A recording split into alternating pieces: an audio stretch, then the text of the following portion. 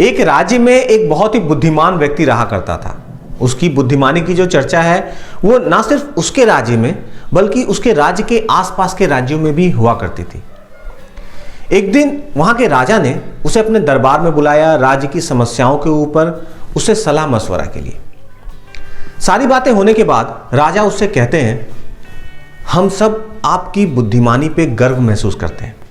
राज्य का हर एक इंसान आपकी बुद्धिमानी के बारे में बात करता है, चर्चा करता है। मगर मुझे एक चीज समझ में नहीं आता कि इतने बुद्धिमान व्यक्ति का बच्चा मूर्ख कैसे हो सकता है। उस इंसान को राजा की बात पसंद नहीं आई। उसने कहा कि क्यों राजा जी, क्या हुआ?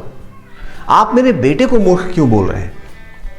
राजा ने कहा, तुम्हारे बेटे को यह तक पता नहीं है कि सोने और चांदी में कौन सी धातु सबसे ज्यादा मूल्यवान होती है, कौन सी धातु सबसे ज्यादा वैल्यूएबल होती है। राजा की इस बात को सुनते ही दरबार में जितने भी लोग थे वो हंसने लगे और उस इंसान को अपनी बहुत बेइज्जती महसूस हुई, बहुत गुस्सा भी आया। मगर वो बिना कुछ बोले चुपचाप वहां से अपने घर वापस आ जाता है।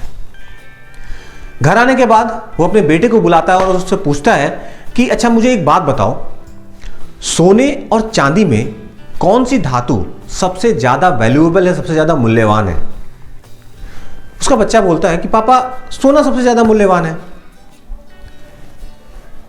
वो फिर से बोलता है कि यदि तुमको ये पता है कि सोना सबसे ज्यादा मूल्यवान है तो राजा जी ऐसा क्यों बोल रहे थे कि तुम्हें ये नहीं पता कि सोने और चांदी में कौन सा धातु सबसे ज्यादा मूल्यवान होता है?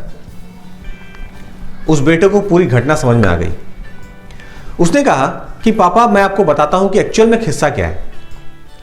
मैं जब रोजाना स्कूल के लिए जाता हूं तो रास्ते में देखता हूं कि राजा जी अपना एक खुला दरबार लगाते हैं, बहुत सारे लोग वहां पे आते हैं। एक दिन मुझे भी वहां बुलाया गया और राजा जी खेल खेल में मुझसे ये पूछते हैं कि बेटा, मेरे एक हाथ में सोने का सिक्का है और एक हाथ में चांदी का सिक्का है, इन दोनों सिक्कों में से तुम्हें कौन सा सिक्का सबसे ज्यादा मूल्यवान लगता है, आप वो उठा लो। मैंने चांदी का सिक्का उठा लिया। मैंने जैसे ही चांदी का सिक्का उठाया, वहां जितने भी लोग थे वो हंसने लगे और मेरा मजाक उड़ाने लगे। उन्हें बहुत मजा आने लगा इसमें। उसके पिताजी बोलते हैं कि यदि तुम्हें पता है कि सोना ज्यादा मूल्यवान है तो तुम सोने का सिक्का क्यों नहीं उठाते हो? बच्चा मुस्कुराता है और कहता है कि पापा, आप मेरे साथ अंदर चलिए। वो पिताजी को अंदर लाता है और अपना जो बड़ा सा संदूक होता है उसे खोलता है। तो पिताजी देखते हैं कि ये पूरा का पूरा संदूक जो है ये चांदी के सिक्कों से भरा पड़ा है। वो पूछते हैं कि इतने सारे सिक्के कहां से आए?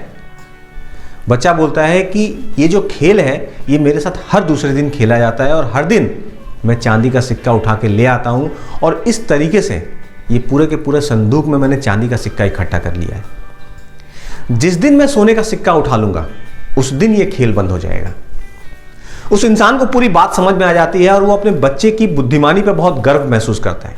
मगर उसे अपने बच्चे की ये बुद्धिमानी बाकी सारे लोगों को और महाराज को भी दिखाना था। सो वो अपने बच्चे को लेकर महाराज के पास आते हैं और वो बच्चा महाराज से कहता है कि महाराज, आप जो खेल मेरे साथ खेलते थे उस खेल को खेलते खेलते मैंने एक संदूक भर के चांदी का सिक्का इकट्ठा कर लिया। जिस दिन मैं सोने का सिक्का उठा लेता आप ये खेल बंद कर देते।